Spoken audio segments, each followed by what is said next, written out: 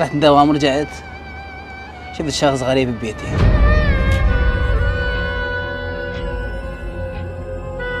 وهالوقعة وقعة؟ اي والله ودوني المستشفى قالوا بيك جلطة دماغية. ورا ما ذبتني قال خلنا نعالجك.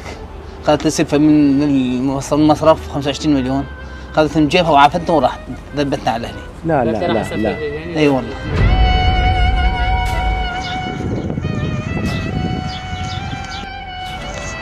هذا كنت انا بهاي الحالة شو اسوي؟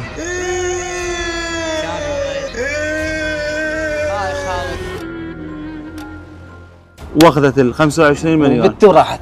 والبنية وياها؟ اي والله وشالت لحد الان ما عندها وين. يعني قمت افكر بالانتحار كبيرك الله. لا يا الله. اريد من الله منك تنقذني ساعدني. انت شنو كنت منتسب وين؟ منتسب بالمرور.